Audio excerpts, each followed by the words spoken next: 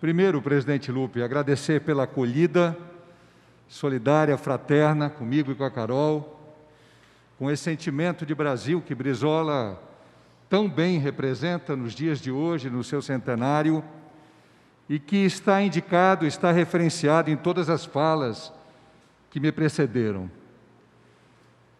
Ciro Gomes, uma pessoa que já conhece o nosso Estado, que já esteve na Amazônia como ministro, cheguei a acompanhá-lo numa viagem dele como ministro da Integração Nacional, eu era secretário de produção, à época, no Alto Solimões, e sabe o desafio imenso que é desenvolver um plano verdadeiramente sustentável para uma região que representa 55% do território nacional, que detém as maiores riquezas ecológicas naturais do mundo, do planeta Terra. Nós temos não só a maior reserva de água doce superficial, mas nós temos o aquífero Alter do Chão, que representa mais do que o dobro em metros cúbicos do aquífero Guarani. Nós temos só no Amazonas cerca de 1.400.000 quilômetros quadrados de floresta, a maior floresta de trópico úmido do mundo. Nós temos a maior biodiversidade em espécies vegetais e animais. E nós temos uma população que, embora espraiada na Amazônia remota, em locais muito longínquos e distantes, tem uma representação cultural muito rica, porque ela vem de tradições indígenas milenares e também dos nossos queridos antigos soldados da borracha, a maioria deles conterrâneo de Ciro Gomes, com os quais eu convivi muito quando cheguei no distante município de Envira, onde fui agricultor familiar, professor de ensino fundamental, e aprendi o que é um dia de um seringueiro e o dia de um plantador de milho e de arroz sob o sol inclemente do Amazonas, a 40 graus. Portanto, aquele que está aqui entrando, presidente Lupe, vem trazendo muito mais uma carga espiritual e de existência do que de conhecimentos acadêmicos. Não que eu os despreze, porque eu sei que precisamos muito de ciência, de educação, de tecnologia, e precisamos casar a economia do nosso país com o imenso potencial bioeconômico da Amazônia. Presidente Ciro, li o seu livro e me entusiasmei com a sua proposta, que é a proposta do PDT, de macrogestão com as linhas condutoras de uma transformação para o país. Sairmos do rentismo que predomina há décadas, sangrando o Brasil e, de certa forma, prejudicando até certos setores da elite que poderiam produzir mais em empreendedorismo se não fosse essa dependência excessiva de juros altíssimos para manter 10 mil famílias, 15 mil famílias às custas do povo brasileiro. Li e não me esqueci da sua comparação dos 5 brasileiros que detêm sozinhos um capital superior aos 100 milhões de mais pobres. Não é diferente no Amazonas, minha cara Carol, onde nós temos uma pequena minoria, em detrimento, como você muito bem observou, de milhões de amazonenses abaixo da linha de pobreza.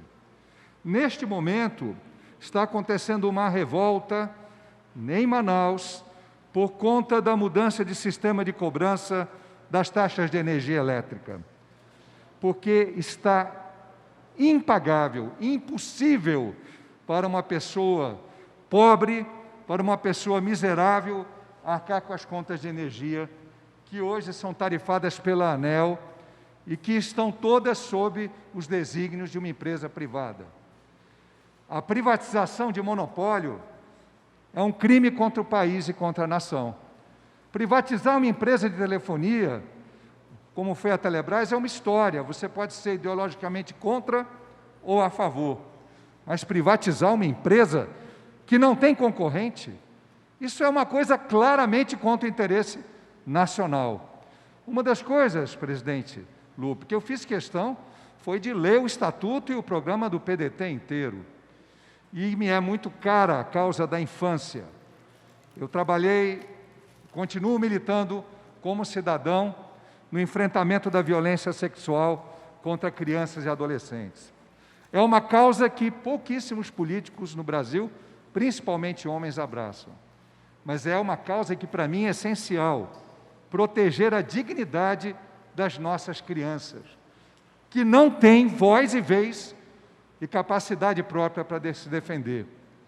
Ciro, eu espero que você chegue logo conosco, junto com o Lupe, e que a gente conecte você também com essa raiz nordestina e raiz indígena do Amazonas. Eu tenho essa cara de paulista, porque nasci em São Paulo como você, mas minha avó era cearense. Minha mestra, minha avó cearense, da região do Crato, né? Família Catunda e família Lima Verde, que você já ouviu falar muito.